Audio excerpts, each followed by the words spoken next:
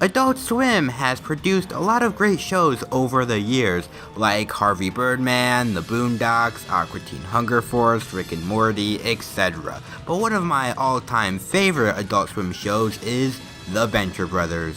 And with the 7th season of The Venture Brothers coming very, very soon, at the time of this review at least, you may be watching this video way past when the season comes out, I've decided to look back at the previous 6 seasons to give you all my opinions on the show.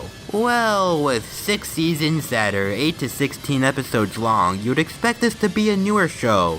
Well, no, if you thought that, you're actually retarded, you stupid. The show started in 2004, but the pilot came out in 2003. There's a couple year hiatus between each season, which is pretty common for Adult Swim shows. This even made some fans think that the series was actually cancelled. My first exposure to the Venture Brothers was in 2013 when the game Poker Night 2 came out, but I didn't actually watch the show until 2016. So what is this show about, and why do I think it's so great? The show follows 2 pretty idiotic characters who are, well, the Venture Brothers, named Dean and Hank Venture, as well as their dad, who goes by Dr. Venture, or Dr. Rusty Venture. Every villain wants to kill Dr. Venture for being a super scientist, and we can assume everyone wants his shit. The person who hates him the most is the Monarch.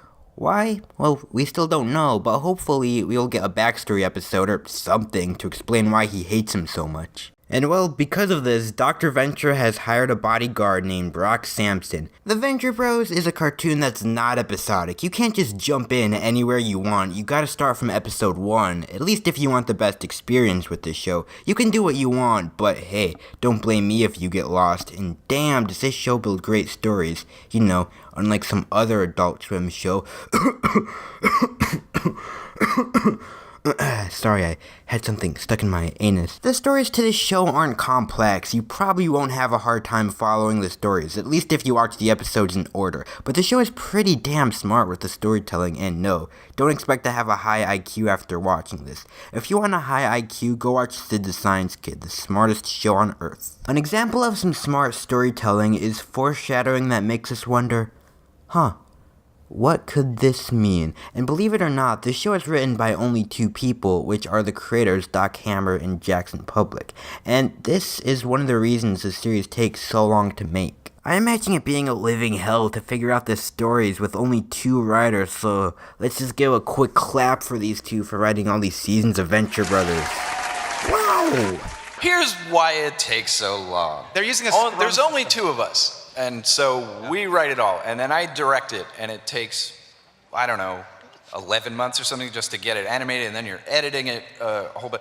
I haven't had a weekend off in like a year and a half, man. And as great as these stories are, what really makes me want to watch the stories are the characters. There's a lot of characters in this show, and it would take so long to go over each and every one of them. So for now, let me just focus on the mains. Let's start off with the father of Dean and Hank Venture, Dr. Venture himself. Obviously a doctor, but is more of a scientist. He used to be a boy adventurer, but now is a scientist who is seen as a has-been. He's seen as a failure to himself and wants to be young again, and will try feeling young again, whether it be wearing a wig or trying to talk young. He comes off as someone who feels lonely and wants to be happy and a successful person, and I'm sure a lot of people can relate to that. I like him.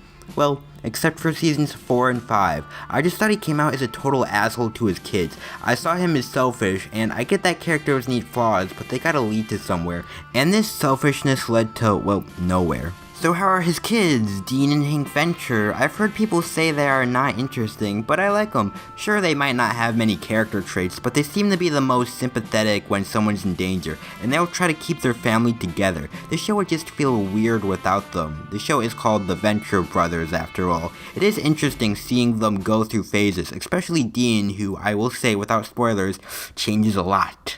Hank is definitely the most positive one, but the more immature one. I hated his character at first, just his positivity and sympathy made me grow to like him. Now, let's talk about the big guy himself. Don't mess with him or he will choke you to death or rip your head off. He is Brock motherfucking Sampson.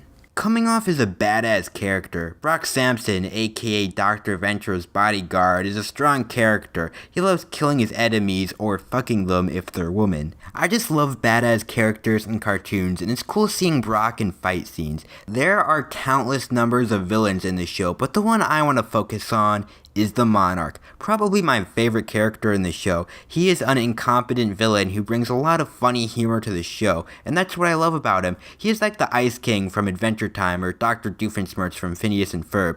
More on villains' work because he wants to see a villain win all the time and has so much power and take everything away from the protagonist. It'll just make the villain come off as a total asshole. He also has a girlfriend named Dr. Girlfriend who has a really deep voice. She doesn't come off as your typical girl to please the villain, in this case the Monarch, but actually wants to feel appreciated and cared for. There's also Henchman 21, who at first just seems like an ordinary henchman, right? But they definitely explored his character more. There's a ton of other characters that we get to know a lot about, and I don't want to spend too long talking about them, so just shout out to the creators for making these characters actually interesting to watch and not just there to have other people. Something else that really makes these characters so goddamn lovable is the character relationships. The Monarch, being the villain he is, often screws up with his girlfriend, Dr. Girlfriend, but will try to make up for it showing his loving side, yet not breaking his character.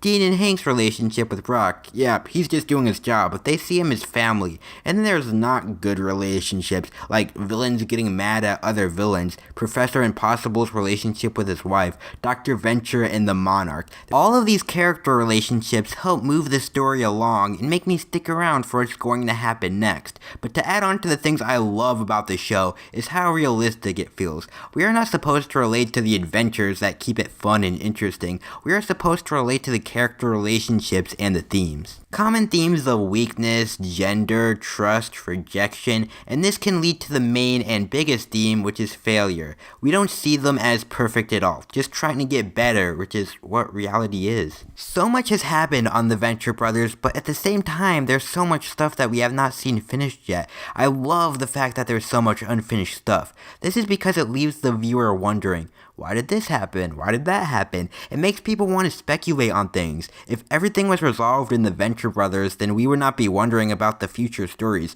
And I think being curious is a good thing to feel after watching a show or even a movie. The show feels very 60s, and you can see that with the style. While most shows nowadays use computers to animate, this show is actually hand-drawn, getting it to look like the old Marvel comics, and I really like the animation style. It being hand-drawn is probably another reason why the show takes so long to make. The animation actually looks different in the earlier seasons than it does now. First up, just the quality in general has definitely improved since, well, we don't live in the early 2000s anymore. And second, they ditched the thick outlines and went with the thinner outlines. No clue why, but I'm guessing because it was a more common thing to have thicker outlines in the early 2000s. The Venture Brothers seems to have a lot of influences, one of their biggest influences being Jonny Quest, with them even having characters from the show appear on the Venture Brothers.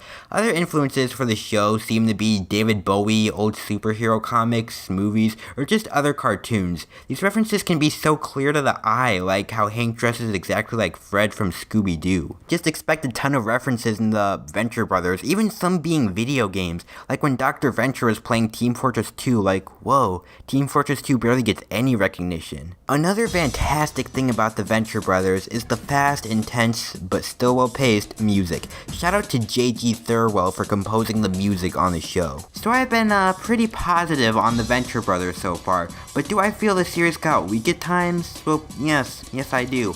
And I will be going into spoilers for seasons 4 and 5 and the season 3 finale, so if you are not caught up, I recommend you skip to this part in the video. I'll give you time to skip. Okay, time's up. Anyways, season 4 was It started off super boring, but it definitely got interesting with the henchman plot, as well as the ending to season 4.